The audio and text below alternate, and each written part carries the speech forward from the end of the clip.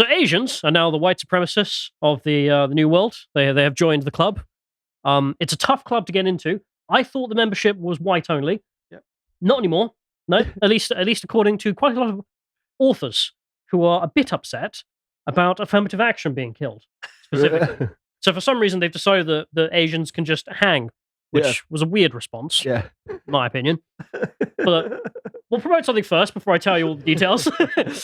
This being on Lotus.com, The Cultural Revolution by Frank DeColla there, because of course there was also another idea that just went nuts. I don't know how on earth. If I gave this author this book, I think he would find a way of blaming communism on the whites.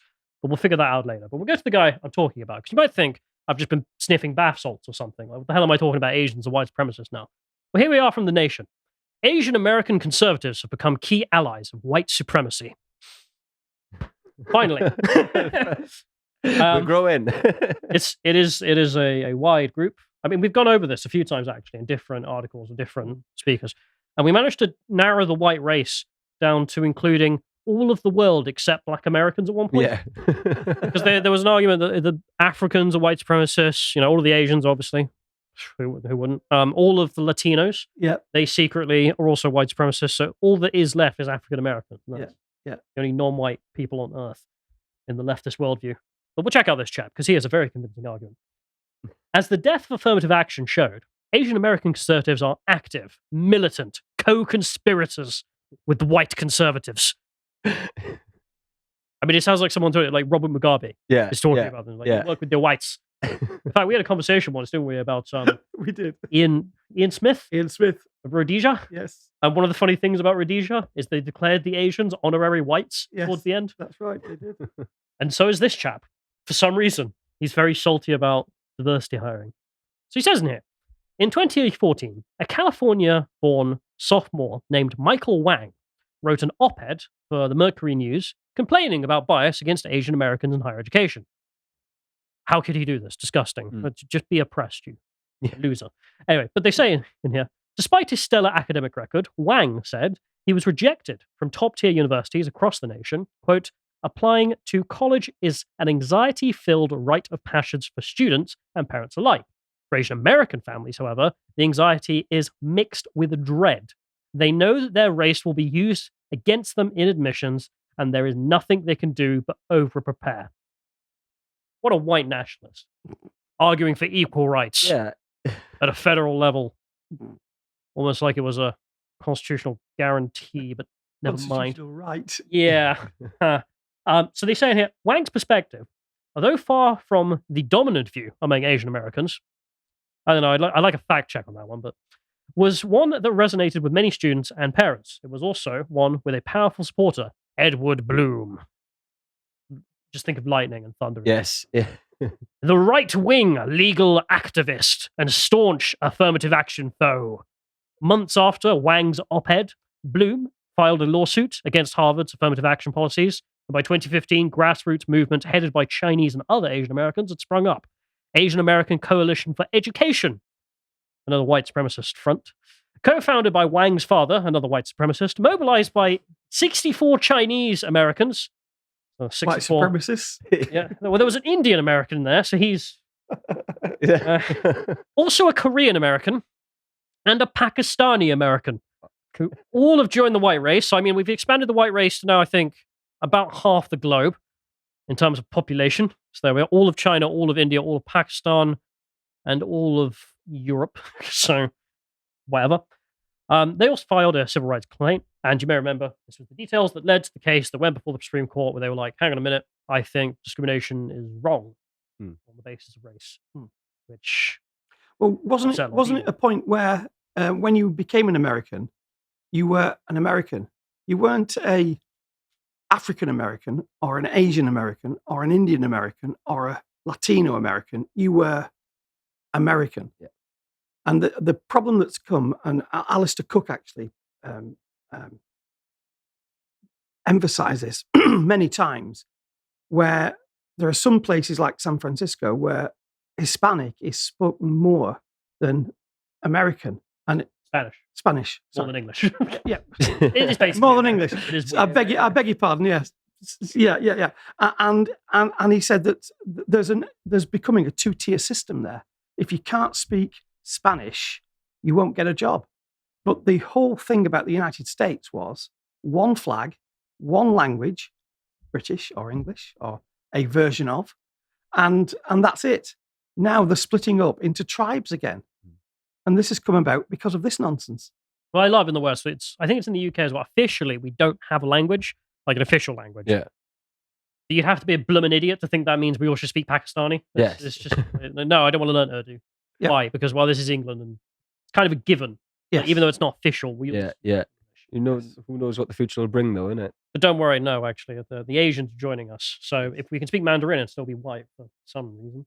Anyway, he says in here, the forces that finally swept affirmative action away could soon come to discover that their victory is a hollow one. That's because, as researchers Janelle Wong, Viet Ta Nguyen, Nicole Gonuchi, and U Yan Poon, that's a real name, have pointed out, reversing affirmative action only strengthens the population of white students at the expense of black and other minority students, including Asians. Right, now that's clearly a lie. Yeah. Like on the face of it, we don't have to do research. Yeah. Like the Asian American can't get into Harvard because there's too many Asians according to Harvard. But trust me, bro, if we stop them doing that, it'll be even harder for you to get... I'm not going to waste my time. Just an obvious lie. But we must be clear about one thing. Asian American anti-affirmative action activists have not been simply used by the evil whites. No, he writes white activists. Okay. And duped into a white supremacist policy. They are active, militant, co-conspirators with the whites, writes Mr. Lee. I mean, I'm sorry, but this does come off like a deranged lunatic. Yeah. Well, to be honest with you, this is what all Welsh media, right? Like, anybody, everything that steps outside of anything from far left is far right, pretty much. And it's exactly the same sort of language. We've got black friends who are called the white face or the black face of white supremacy purely because they hold traditional conservative values. Yeah.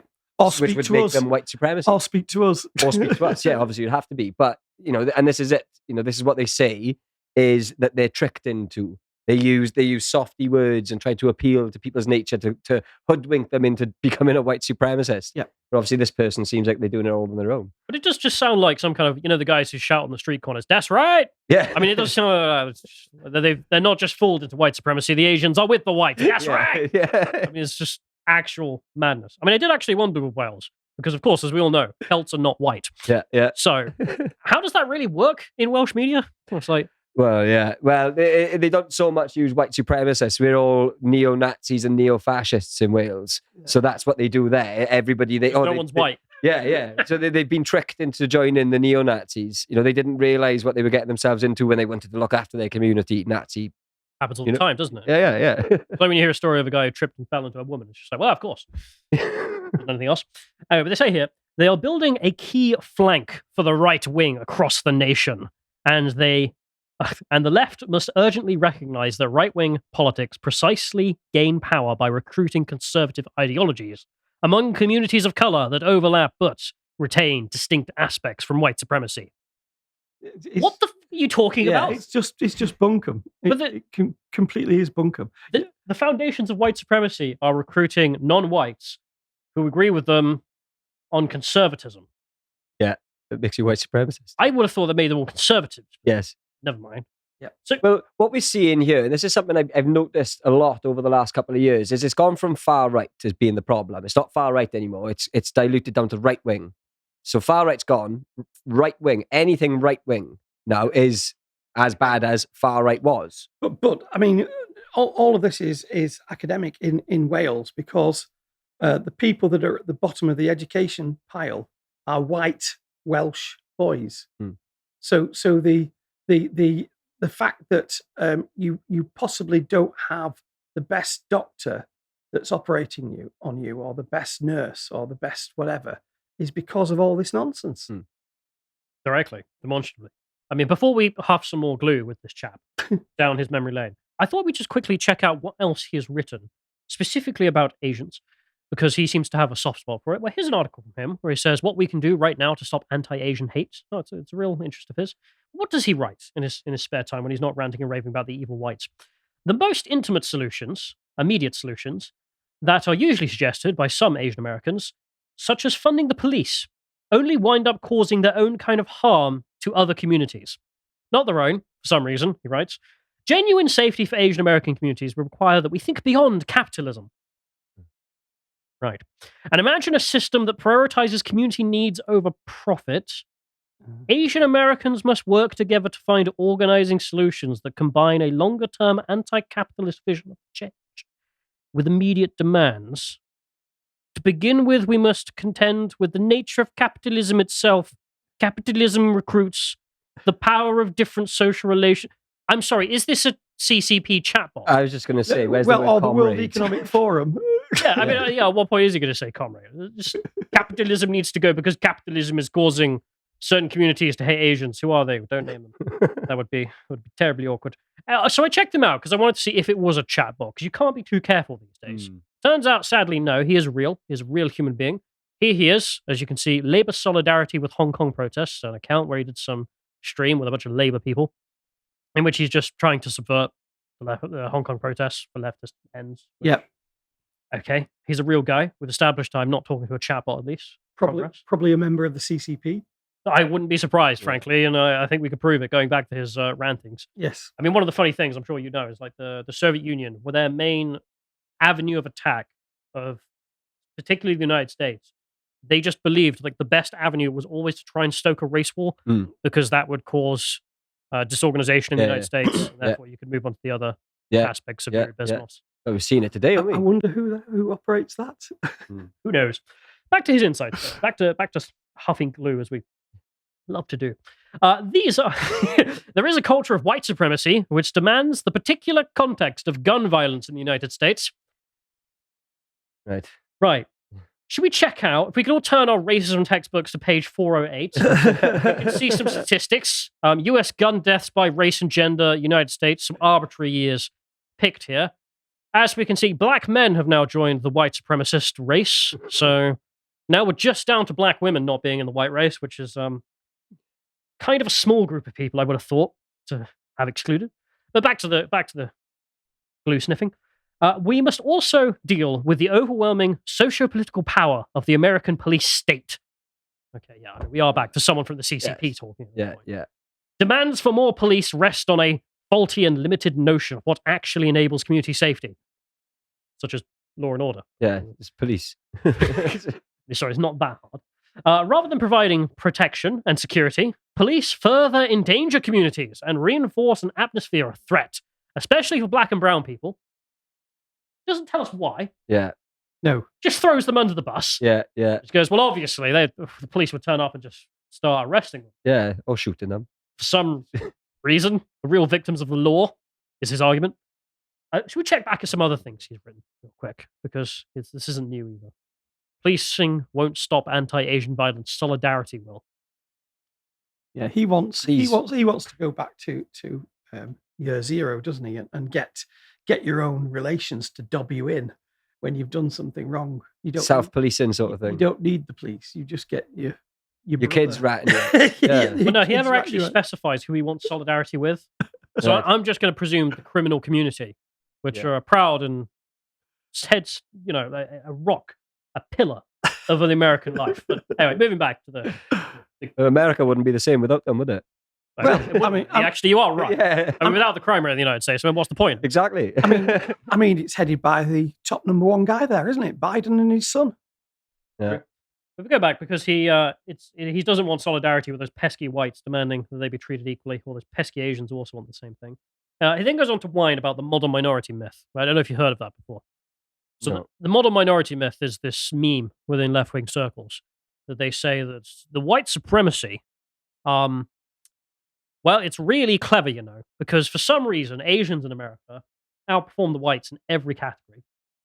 Health, education, income, which sort of, puts a kind of a hole in the boat. Yeah. That is their narrative. Yeah. So they have to argue, actually, the white supremacy got into our heads as Asians and made us better than the whites to keep a brother down.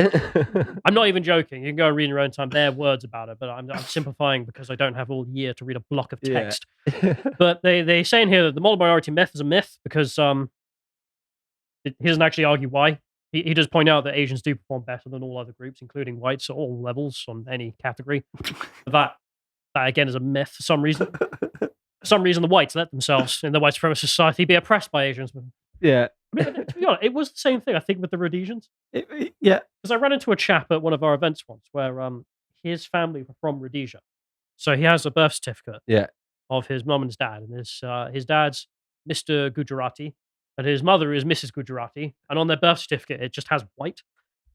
Because, of course, Rhodesia. Yeah. But they also made the point, it was like, well, we were actually earning more than whites in Rhodesia. We were more educated, blah, blah, blah. It's like, it's happening. Back to the model minority myth. He brings it up because he says, quote, the model minority myth was made to reinforce structural oppression of black people and privileged white people. So Asians became more educated, more productive, and make more money to keep a brother down because they want to help whitey. Yes. I mean, I'm sorry. Is anybody actually going to believe this? You do have to be unglued. Well, the worst thing is people probably do read this and they probably do take it as fact. They're like, see, it says it here. Look. I'm not believe this sort of stuff. It is real, though. I mean, you check out any left-wing speech from the Democrats and you will run across these themes constantly. Yeah. That this is the way the world works. But he says in here, it is the convergence of this narcissistic, conservative Chinese immigrant nationalism with an older conservative white nationalism that is driving anti-affirmative action policies today. Are you just whining that, your dad isn't a communist? Yeah.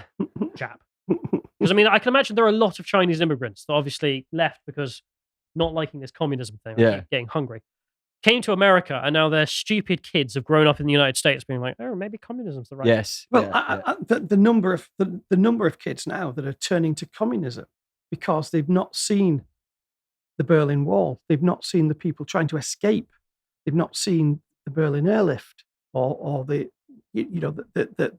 massacres in China or Russia or anywhere where this system has tried to break out and work. They never tried before they died. Yeah. He says here, the disturbing alliance has only grown in strength in recent years, finding a common cause in safeguarding of capitalism and anti-Blackness. Okay, right, moving on. You are literally the CCP agent. I'm just going to assume it at this point. I mean, he writes here, the outgrowth of anti-Asian violence has driven some Asian Americans to call for more police funding directly aligning with right-wing movements. The rise of China in the global sphere has also stoked existing anti-communist sentiment amongst the Chinese, Vietnamese, and other diasporas. And it doesn't tell you why. Yeah. Nothing China has done has made people dislike. Where did this come from? The Vietnamese didn't seem to like it when we invaded. Who knows why? No. I mean, I'm saying it. This guy, he doesn't work for the CCP. He's not being paid enough, personally. But moving on. I'll just skip over some of this because I don't have time because it goes on for ages. But if you flipped everything in there the opposite way, he would be in a dark cesspit now in China, deep in China, never to be seen again or even shot. Oh, you can hope. He ends this off with saying, as the scholar activist Christopher Chin said, understanding that Chineseness is no static category that shares the same cultural, political, and economic interests is crucial to addressing the exact drivers behind the US Asian American conservative movement. To know precisely who we should engage or out-organize so we can adjust our tactics accordingly. And that's a block of text for we need to deconstruct the ethnic group of Chinese so we can destroy it from within because they'll no longer be demanding equal treatment because, well, now they don't exist as an ethnic. Yeah. And we've seen this before. Just anyone in the West has had this. Yeah. Likewise, Hindu nationalists, many of whom have celebrated the Supreme Court's attack on affirmative action, can't imagine why, it's almost like they wanted a job, have long developed distinct practices of violent discrimination. So there we are. I mean, then again, the Asians have joined the white race. Good to have you, lads. I mean, are we really going to sit here and claim the Indians and the Chinese are the real racists for wanting equal treatment? Look, it takes the pressure off us. So let them carry the burden for a bit. The reason I've gone through all this, I mean, this article just hugely blew up because obviously it's just mad on the face of it. Yeah. But his sincere point after reading all this, I believe, is that not wanting to oppress whites is white supremacy. And these damn dirty non-whites over here have picked the wrong side in the race war. That's what I honestly believe this chap's opinion is. Yeah. Well, that's what they do with the stand-up to racism lot, isn't it? They even put statements up now where if you're not anti-racist, you must be racist. You're complicit, which makes you racist. Yeah. So if you're not actively trying to destroy something, Yeah. then you're part of it. So, and they're now sort of blackmailing organisations and people, actually. They say, if you don't turn up, then you're obviously racist. Yeah. It's hilarious, isn't it? I mean, once upon a time, I assume you can tell me because you're an older chap, I thought socialists used to talk about economics. Didn't they? Oh, yes. I've heard. I mean, I've checked Soviet propaganda, and they seem to have this like guy in a top hat. That's almost the first chapter in the book, isn't it, of the Communist Party manifesto? Whereas these days, of course, it's all about race because they've pinned all of their hopes on the race war because, well, trying to argue on an economic basis kind of failed. Absolutely. Yeah. And the guy in the top hat with his tails and coat and bloated stomach to show that he'd eaten a lot and a big cigar. Yeah, that's all. But this guy, sincerely, he's actually arguing, well, the class war failed, so we need our people to turn up for a race war because that's the only way we're actually going to get Correct. solutions. Yeah. And he sums it up perfectly in the end here. Progressive groups like Chinese for Affirmative Action, which is sort of like Jews for Hitler, but never mind, and Xin Sheng Project, you know, it was a real thing, by the way. Yes, yeah. Didn't last very long, though, I think. No, they gave up once they realised, hang on a minute. Yeah, what are we doing here? Are doing important work fighting against the right in these spaces, but we still need a broader political vision to strengthen a multi-ethnic movement against capitalism. There you have it. Yeah. I mean, the race war doesn't need to be some violence in the streets situation like post-George Floyd. It can just be warfare via the legal means. Warfare. Yeah, I mean, you've seen it now, not on this thing, but trans rights and the breakup of Christianity and the family and the pushing of their rights over your rights. This is what they're doing. It's gone from the color of people's skin now to the type of person or the sexual preference that they are. You know, the intersectional version of all of their characteristics. You're either an ally or you're not. Yeah. And well, there you have it. This is one chap's opinion about why the Asians have joined the white race. Because they picked the wrong side in the race war because they want jobs. Which I'm personally not convinced by. I think this man needs to go snuff some more glue, and the best of luck to him. If you appreciated that segment from the podcast The Lotus Eaters, you can go to lotuseaters.com to get access to all the premium content that's on the site, such as the Epoch series, this episode on the Bourbon Restoration with Rupert August. If you'd like to find out what else is being put out, you can follow on Getter at lotuseaters_com on Getter. Thank you and goodbye.